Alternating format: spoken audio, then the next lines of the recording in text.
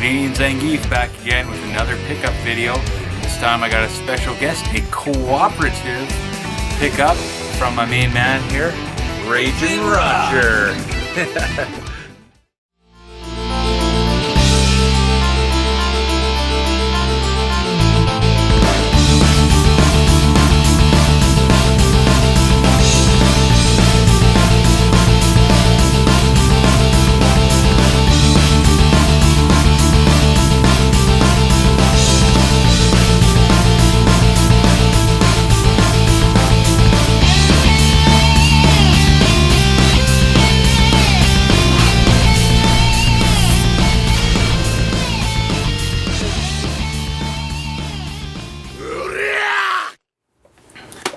So, welcome to another pickup video. I got my special guest here, Raging Raj, up from the States, here to see me special like, showing him the local prices and how to wheel and deal, and both of us collectively picked up a whole ton of stuff. Not including some of the stuff he's gotten off me, but we've seen that in previous videos, so we're not going to bother with that. So that's for myself. Recently we had a charity garage sale for Retro Gamers Unite, and I got a couple things there, and something I've been looking for a little while, because it works beautifully with my Retron 5. And, Lies! It's the power-based computer. Power-based converter. Told you! Lies! For Sega Genesis. Play Sega Master System games on a Sega Genesis or the Retron 5. Upscale is really nice. And it kind of spurred me on to just go kind of game crazy for the Master System, since I'm kind of running out of room for everything else in my collection. Wife and no happy with me. No happy. So, I'm just going to fire them off quick. I picked up a Double Dragon for the Master System. It's pretty much the same as the first one, except the music is different, and you can actually play cooperatively in it. So that's a big game changer for a lot of people, and it garnered a lot of popularity for that. I also got Choplifter. I picked this one up when I was young as well, and I don't know why I liked it so much. It was, I don't know, cheesy arcade action, I guess. I think it was only a couple bucks, like $5 or something. Lord of the Sword. This game is terrible, but it looks good. So, I guess that's okay. It's really confusing. You pretty much have to have an online map to get anywhere with it, because it's lots of back and forth, and you only have so many lives. It plays kind of like a more difficult Adventures of Link. Yeah. Captain Silver for the Master System. Haven't played this one a heck of a lot. It's kind of like a side-scrolling garbage Ninja Gaiden. Nice. But I spend money on this. Exactly. Now, some of my favorite Master System games, and some of you may know that I used to actually collect for the Master System, but when the Retron 5 came out, I sold the whole lot because I didn't know it was going to support the power-based converter, so I'm having to reacquire everything. And one of my favorites is the Wonder Boy series. So we got the original Wonder Boy. It's basically a clone, or Hudson's Adventure is a clone, one or the other. Plays exactly the same. The characters look different, but I'm pretty sure Wonder Boy came first, because it was an actual arcade game for Sega. Another Sega arcade game, continuing on with Wonder Boy. Wonder Boy in Monsterland. I played the heck out of that when I was growing up, and even my parents were playing it, or at least my dad was, and we're really competitive with it. Like it's like an action RPG, but if you die, it's game over. So he sucks at it now. Totally. And game over, Gary. Totally have to brush up on my game on that for sure. And I just got this in the mail today. I ordered it in after I got the power base, and that's Wonder Boy 3, The Dragon's Trap. Most people consider it the best of the system because it is a genuine action RPG. If you die, you don't actually lose the game. You just go back to town and you could level up, find hearts, and it's pretty much like a Zelda game. Yeah. I can handle Zelda. Yeah, that's pretty sweet. We'll have to play it later. Rambo 2. Doesn't say 2 on it, but it is the second one. Plays very similar to Ikari Warriors, so it's kind of the top-down Contra style kind of thing. It's not bad, but it's balls hard. We were playing Precision necessary. Yeah, we were playing it with Game Over Gary the other day, and none of us could beat the first stage. It was pretty stupid. We get to the first block of rocks and it's done. Yeah. Right to where the tank is, and we hang it up. Next up, we got Enduro Racer, which is kind of plays a little bit like Excite Bike, but I think it's a little bit better than Excite Bike because I don't know. I remember Excite Bike being so good when I was a kid, but I play it now and it seems so repetitive. Like, it's the same tracks over and over and over again, and the only joy you get out of it is when you make the tracks and then you end up just making it so, seeing how stupid it can be, and you can't even get past it anymore. So yeah, Enduro Racer, not bad at all. And just because it was cheap, I usually don't care about it because it's kind of gets me a little bit of the vertigo. And that's Afterburner. I have a hard time keeping up with the action going on in that game. Axis spinning. Yeah, that's it. And I get like almost sick within 5 seconds, so it's just like, okay, I'm done with that. But everybody knows Afterburner, so if you're collecting for the system, you pretty much have to have it. My last two pickups. I got a blah blah blah. I grabbed this at I think it was, where did I get this? That was Thirsties. Oh, at Thirsty's Flea Market, and it's one of the, yes, Mrs. Geef found it for me, and it's one of the few DS games in the series that I'm missing. I think I'm only missing one more, and then I'm done with it, and that's Pokemon White, complete in box. I've played it before when it was actually new, and yeah, it's a pretty decent game. I probably won't play it anymore because I've moved on to the newer versions, but it's nice to, you know, complete the set kind of thing.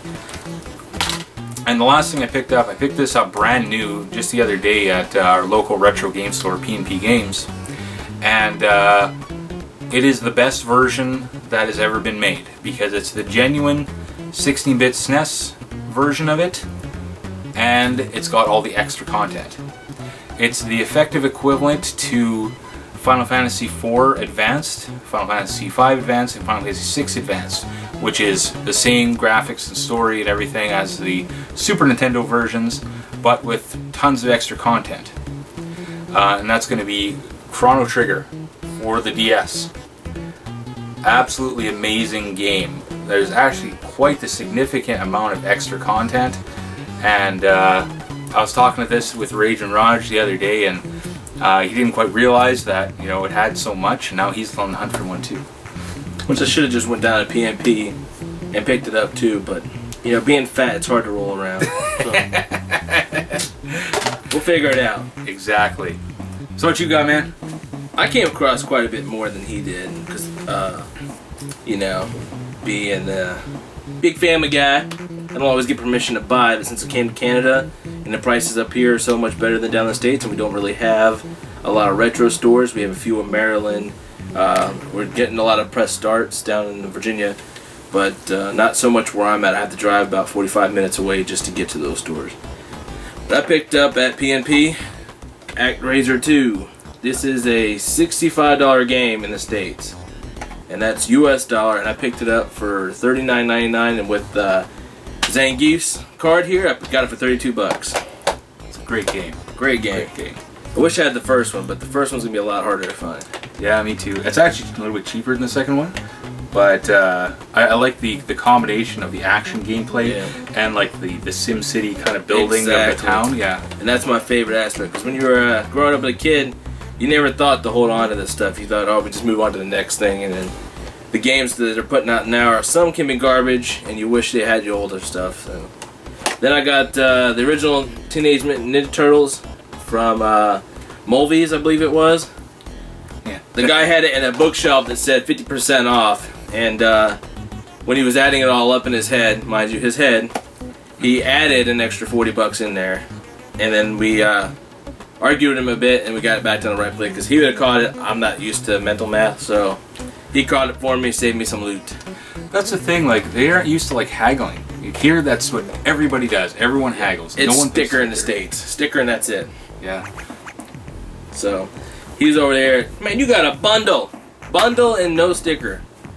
So I wasn't used to that at all.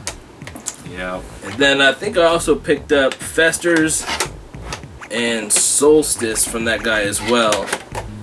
No, Solstice was, Mrs. Zangief almost ran the guy over. I can't remember his name. Oh yeah, Bookman. Yeah. Bookman at Thirsties. But Fester's Quest, pretty good game as a kid. Probably not as good as I remember it, but it's the fact I'm going back for the kids, yeah. Don't listen to this guy. He only knows what he's talking about with Canadians. So, and then I got Solstice, like I showed you before. When I was a kid, I used to pronounce it Saloust. Saloust? And everybody always looked at me funny because they didn't know what I was talking about. But I knew what I meant, and that's all that mattered. Then the Karate Kid. Jason couldn't get past it. And then I showed him how to do it. The evils of Elgin games. Yes. And Gyromite, because in the States, for some reason, it's worth $55. Jason expressed to me that there's a 5-pin panel on the back. And people take this converter chip out of the back and apply it to other games, and that's probably why it's so high down there. I had never played this game. Jason expressed it as a you gotta have game. The price was pretty cheap. I think most of the games I got here, the whole lot you'll see, was under $180. So wife wasn't too happy with it, but you know, you give the wife money to spend stuff, she's happy all of a sudden. So. This is Raj's last day with me here, and tonight when we're chilling out, we're going to be playing this all the way through. Okay, we're going to do that. But it's Wizards and Warriors. Jason says it's fantastic. Absolutely. Zangief, thumbs up. Yeah. Then we got Milan's Secret Castle. I remember playing hours on this game with my little bubble wand. And there were so many secrets in this castle. I even got my mom playing it when I was a kid. Even though her favorite was Gyrus with 2 S's. Then we got a couple other games from Wally, which was a steal. Wally's at Thirsties. That's also where Jason got the Pokemon White. And my fantabulous Daredevil collection of comics. I got almost the whole collection for $138. Plus the $10 I spent the next day when he had 8 more. So $150 wasn't a bad pick for all the comics that I lost when I was a kid. But we got Dragon Warrior 1 and 2. And I think total we spent $46 on just those 2. I was very happy. Wife was happy. She gets No, it was less than that. No, it was we haggled. This was 25 and this was 10. Alright, he haggled. He haggles. Yeah. He's the guy that I just pay the money. Yeah, gotta be cheap. Yeah. Then we got wasn't as memorable as I thought it would be. But the fact that I played it all the way through, I bought it anyway. Adventures of Tom Sawyer. The river rafting part was my favorite in that game, and nobody else in my family could get there, so I wanted it. I'd never played Ice Climber, but it looked like it'd be a good game. Plus, it's got a fat Rudolph in there with no antlers. So I definitely wanted to check that out. Definitely classic. Great co-op 2-player. Yep. So, got a big stack over here. I got Dark Souls 2 for the PS3 from Jason. Also Zangief. Sorry, I'm used to calling him Jason, but Zangief over here. My stack's so big it's falling over. I wish I could say the same about some of my anatomical parts, right? You got the Guard of War. It's got 1 and 2 in it. HD remix. Yeah. Then we got, I'm a big Metal Gear fan, but not the NES. The NES one was too hard, and I probably smashed my system over that. But I'll show you all of them I got. We got The Rising. Metal Gear Rising. The off-child of the Metal Gear series. Which, I'll try anything once. Yeah, Metal Gear Solid 4. Then PlayStation 2 are the ones I played. Got Sons of Liberty. And then Metal Gear 3. Snake Eater. It's a little bit off. It was part of the collection. It's got the back. It's part of the collection. I didn't think it was. I thought it was a custom case. But we found out using the World Wide Web that it's part of a 3 set. Yeah, the Essential Collection. Yes. Can't go wrong with a little Twisted Metal. Twisted Metal Black. Mm-hmm. Krusty the Clown in there. It's kind of freaky, but you know when you use them, you can't go wrong. Some of my favorite games when I was a kid, not many people like them, but was Kingdom Hearts. I played the first one all the way through, beat it, and then played it again. And I enjoyed it, but had some hardships in the family, had to sell them all. Never got to play the second, so I'm going to play the second. I think I'm going to skip the 2.5, because I don't really care much for halvesies. It's more like a remake. But and then I found 2 store games, retail store games, that in the States are still $39.99 and $59.99 for some reason. But I got Thief for, I want to say it was $19.99. Yeah. And then we got a sale today for Far Cry 4 for $19.99. And both those games for some reason are still super expensive in the States, and I picked them up so I can start playing some more games and anger the wife at home. And that's Canadian prices, so once you bring it back down to the American dollar, when it goes back, it's going to be like $15 a piece. Yeah. You know, which ain't bad for brand new, right? No, can't go wrong with new. Yep. So that's all we got for now. Thank you for watching, and as always, I'm the Canadian Zangief, and this is my good buddy Raging Raj. And just keep it smooth, and cheers. We'll see you next time.